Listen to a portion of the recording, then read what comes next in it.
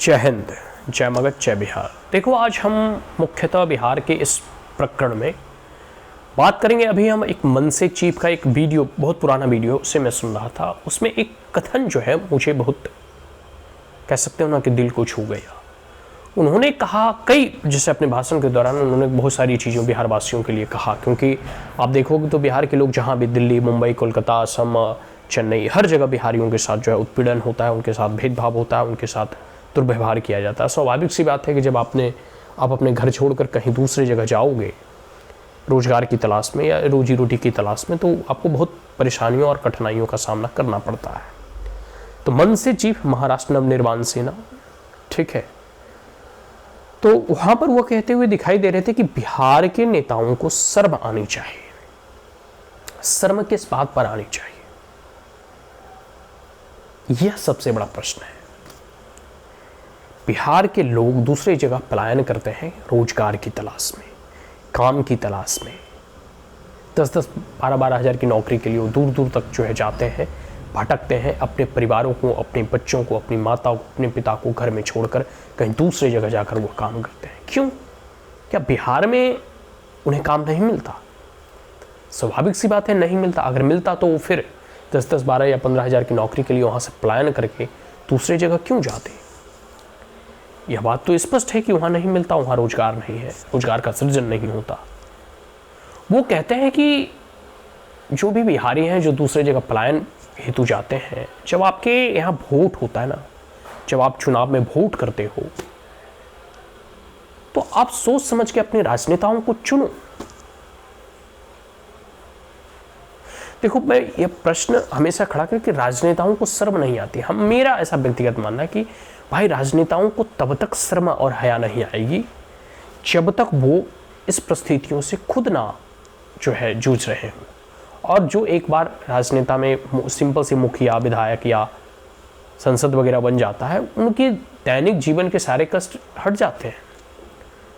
यहाँ तक कि उनके परिवार और चाचा भतीजा ताऊ सब जो है ऐश मौज की ज़िंदगी जीता है। आज देखो, रिसेंटली एक वीडियो वायरल हो रहा था तेजस्वी यादव का, लालू यादव का। वो अपनी पोती को जो है चार्टर्ड प्लेन में दुलारते हुए, खिलाते हुए, मतलब बच्चे को जैसे लाड़ प्यार किया जाता है एक दादा के द्वारा अपने पोते पोतियों को खिलाने समय, वैसे वो खिला रहे थे। ये अच्छी बात है।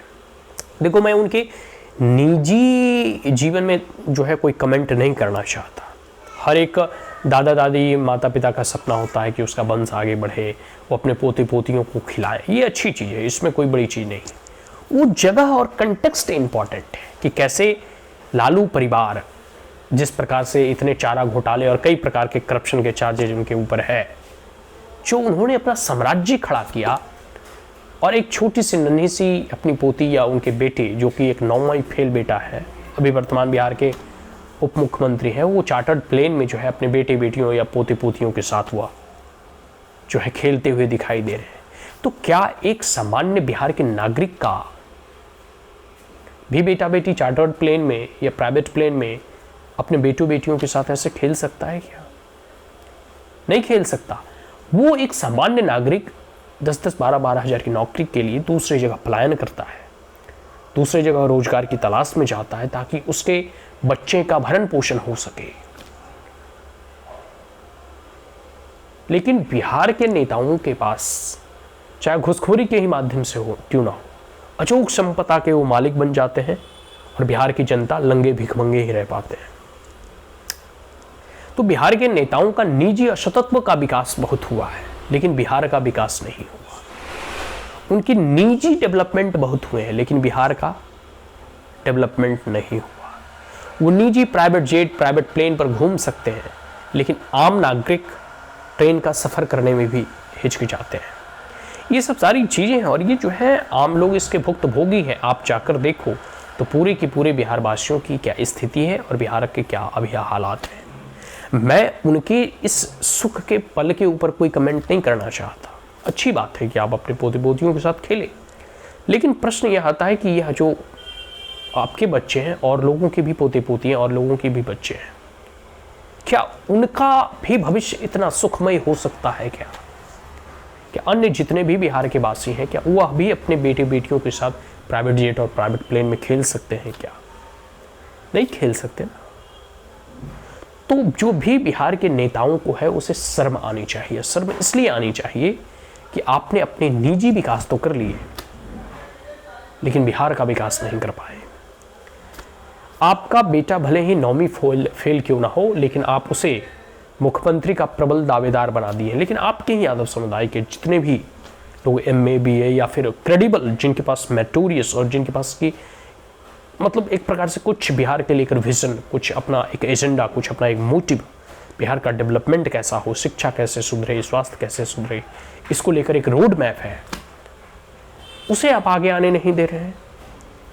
लेकिन क्योंकि आपका बेटा एक मुख्यमंत्री का बेटा है, आपका बेटा एक की माँ और पिता दोनों मुख्यमंत्री थे, उसकी बहन संसद है, इसलिए वो मुख्यमंत्री बनेगा। लेकिन एक सामान्य बिहार का लड़का कोई भी हो, क्योंकि उसकी जो है ना कि जन्म एक मुख्यमंत्री के गर्भ से नहीं हुआ है, एक मुख्यमंत्री के वो पुत्र नहीं है, तो वो कैसे जो है मुख्यमंत्री बन सकता है।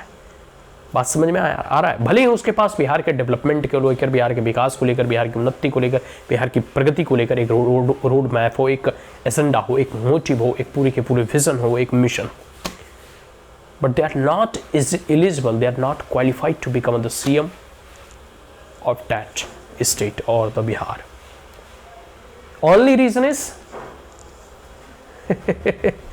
they don't born with the silver spoon. ठीक है, ये सब सारी चीजें हैं। तो मनसे ने जो कहा, या मनसे के प्रमुख जी उन्होंने कहा कि बिहार के नेताओं को शर्म आनी चाहिए कि अपने लोगों को कैसे दूर दूर भेजने पर मजबूर हैं, और बिहार में उद्योग धंधा और फैक्ट्री नहीं खुल रहे हैं, जिसके कारण है कि बिहार के लोग पलायन हेतु दूसरे शहर जाते हैं और वहाँ रोजगार की तलाश में अपना जीवन, अपने पेट और अपने उदर की पूर्ति को जो है करने के लिए।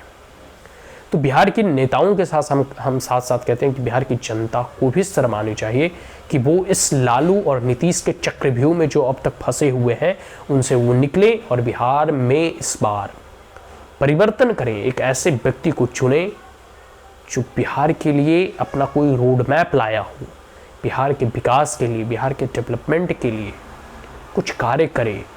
इस प्रकार से आप जो है इन दोनों नेताओं के चंगुल में अगर फंसे रहेंगे तो बिहार का और बिहारियों का उत्थान नहीं होगा।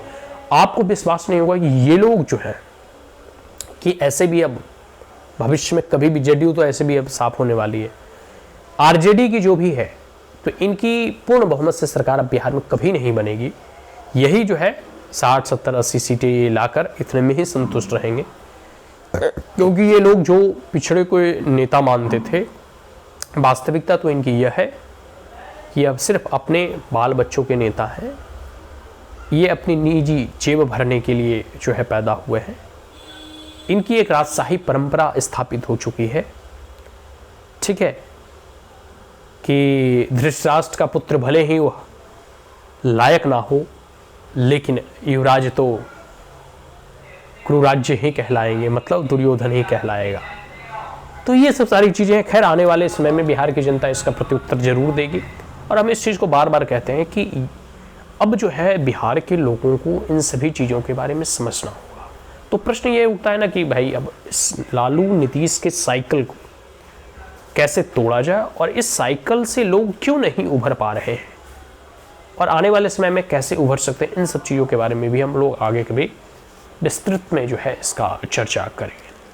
आज के लिए इतना ही। बस हम बिहार के लोगों को यह संदेश देना चाहते हैं, या आग्रह करना चाहते हैं कि इस लालू और नीतीश के चक्रव्यूह से आप निकलें। अगर इनके चक्रव्यूह से जब तक आप निकलेंगे नहीं, तब तक आपका कल्याण, आपका उद्धार, आपका उन्नति, आपका विकास नहीं होगा। जय हिंद, जय मगध, जय बिहार।